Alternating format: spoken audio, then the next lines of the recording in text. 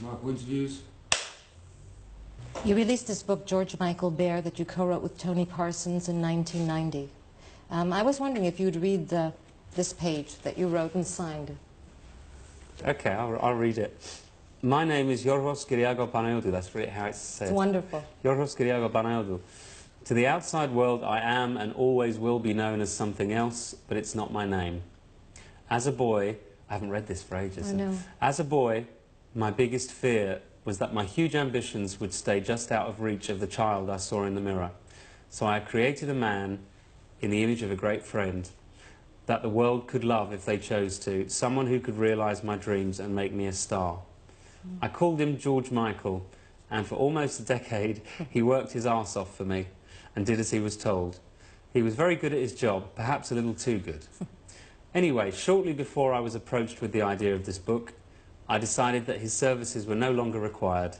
He went quietly, didn't make a fuss. I know many of you will think that that was a strange thing for me to do, but believe me, he really had to go. And if you can't think why, then read on. How do you feel about that, reading It that says now? at the bottom, I didn't remember. Yeah. Then it says at the bottom, P.S. I think I may hang on to the name though.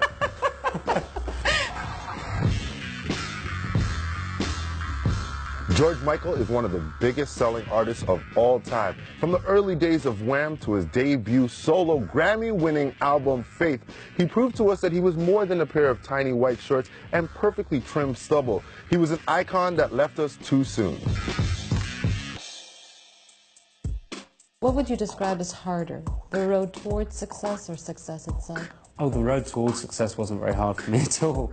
I didn't really pay my dues. You know, I left school and within 9 months had a record contract. The way out was fun. It's all the other things that happen after that, not necessarily so fun. But I have no real complaints about, my only complaints about my life have been about personal tragedy, stuff that is really not involved to work at all. I really have no complaints about being a celebrity. I think that everything is a balance, you know, and I think my life's been very extreme. I've had incredible highs and incredible lows, but I certainly wouldn't change it. I wouldn't change it at all. When Wham disbanded, and I know that that was a very hard period for you, you said that it's the first time you experienced rejection? Yeah, it was, really. I think I was just becoming increasingly lonely because of the success and because I was too young to know what to do with success. You've always given Andrew the credit due to Andrew. I mean, you said that he was very important, and you also said at one point that he is one of the most important people in your life. He sort of helped you form what you are doing today. Do you still feel that way? Oh, absolutely, yes. He influenced me in lots of ways in terms of... It took a while to kick in, the stuff about style. But he influenced me in lots of ways that are kind of not really easy to explain, Yes. you know. And he brought me out of myself in a certain way that probably no one else in my life would have done. Therefore, you wouldn't have been able to start with a solo career. You needed somebody No, with I you. needed an apprenticeship, Yes. definitely. And Andrew made that apprenticeship much easier and much more fun. What was the scariest part about going solo after that? Touring, no question. Really? No question, yeah. Touring is the scariest and most lonely experience that I think most musicians go through, but only if they're solo artists.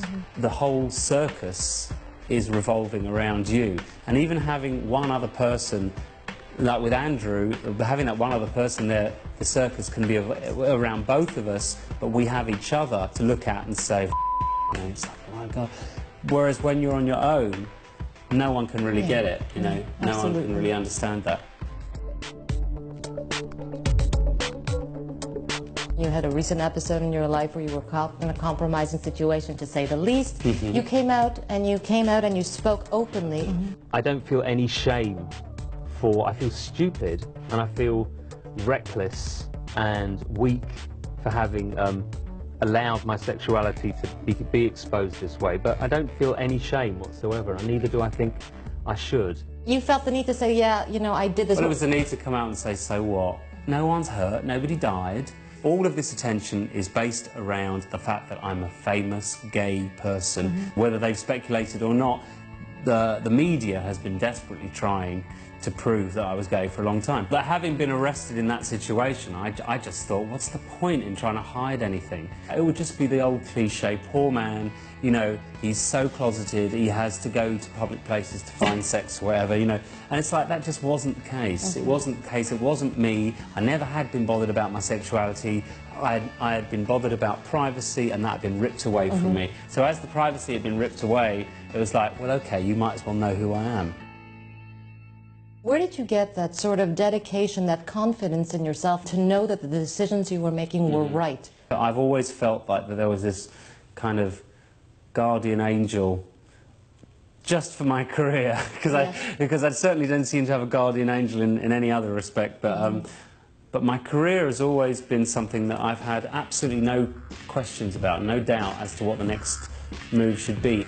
I think the rest of my life, God has just decided I could fumble along just like everyone else.